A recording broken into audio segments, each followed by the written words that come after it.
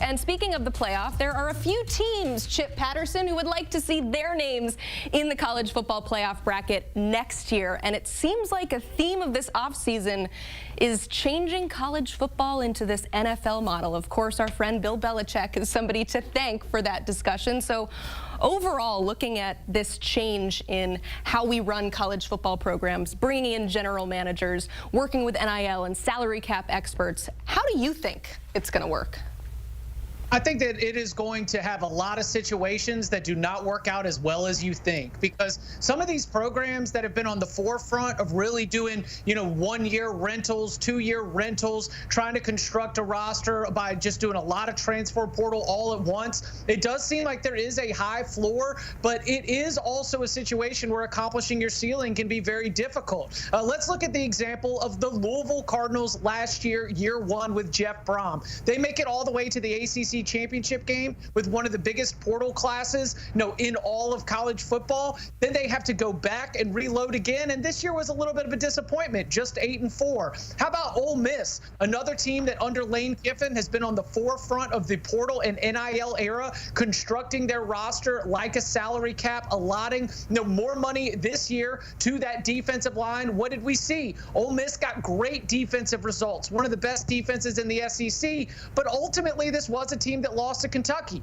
Ultimately, this was a team that fell short of the SEC championship. And so when you're going with the pro model, the thing that I'm seeing a lot is that it does raise your floor. You are not going to have a team that is just at the bottom of a power conference when you are spending, when you are constructing so intentionally. But I do think that ceiling, contending for championships, is where you need to be able to do not just an all-pro model. You need to be able to have some of that college influence as well, because that's what we see at Oregon. That's what we see at Georgia. The fact that you've been recruiting at a high level, you've been developing, you've got a core of your team that understands the expectations, and those guys, they're able to help with those transfer portal additions to make one of the best rosters in the country. So I would say that my number one expectation, as more teams continue to adopt a more professionalized model, is that you probably are not going to have a 4-8 type season if you are spending, if you are investing. But I do think that if you want those 11-win seasons, if you want that championship contention,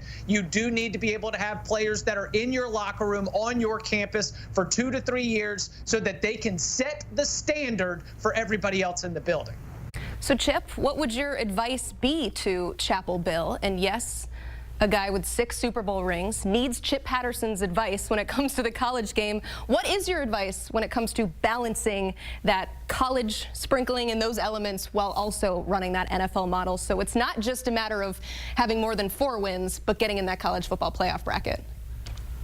I would tell him, don't think that you're going to be able to communicate the message all by yourself. When you're going out there, and when Michael Lombardi, the general manager, and the rest of the personnel staff is trying to put together the pieces, these are not going to be pros that are going to come in and just be ready and understanding to take your teaching. Because I do think, Emily, Bill Belichick is going to provide a week-to-week advantage when it comes to getting his team prepared for what they are going to face. I mean, that guy that loves football might not love people. So he's not going to be the person who's going to be going to grandma's house to be able to lock down a signee. But he still needs to have an understanding of how you can get some real leadership on that team, because if you go on a year-by-year basis, things could get fractured when you hit adversity, and you absolutely will hit adversity. So my advantage to Bill Belichick, when you're starting to go to the transfer portal, when you're trying to identify the players that are going to come in, try to find players where you've got some reports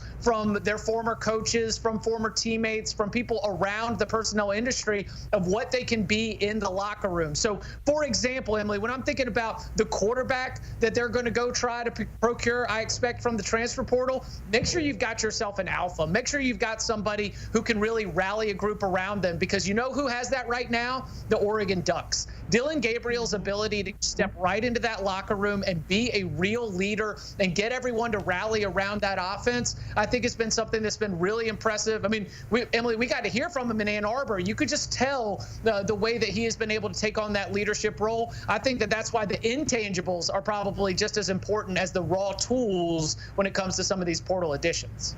Give me some names. Quarterbacks are starting to come off the board in the transfer portal, but the top 3 guys are still available. Maybe somebody that's not in the portal yet. What do you think?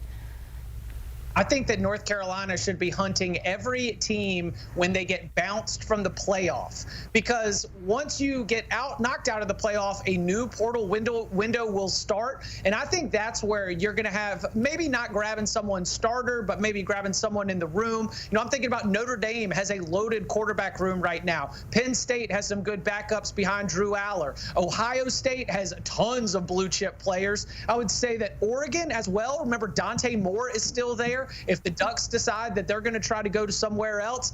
But ultimately, come on now. There's one place, and we'll see, because I know McKenzie's got Texas going all the way to the championship game. You might have to wait till late, but if the Texas Longhorns have an earlier than expected exit against the Clemson Tigers, I do think Quinn Ewers would be worth a call. My expectation is that Steve Sarkisian and the Longhorns offensive staff has committed to going to Arch Manning for next season, and if Quinn Ewers wants to come back to college football, based on the reports of the NIL investments that we have in Chapel Hill, man, there would be a real opportunity to go be among the top bidders for Quinn Ewers. And for Quinn Ewers, that would be a great spot for you as well to try to raise your status, because what would look better in an NFL draft evaluation than to hear that you were successful with Bill Belichick and an NFL-focused coaching staff? So you're saying that you should go hunting for a quarterback among the playoff teams, but this is Bill Belichick after all. Tom Brady, I mean, he was 199. I did look this up, Chip. The player who is 199 in our portal rankings right now on 247sports.com, Jacob Zeno, who is a quarterback from UAB, but he's currently committed to Texas A&M. But we know commitments, they can change. You could flip for Bill Belichick. We don't know. Chip Patterson, thank you so much for giving the great advice to Bill Belichick, and you can check out more of his work on the Cover 3 podcast. The whole gang has you covered on all things college football. Watch now by scanning the QR code and listen wherever you get your podcasts.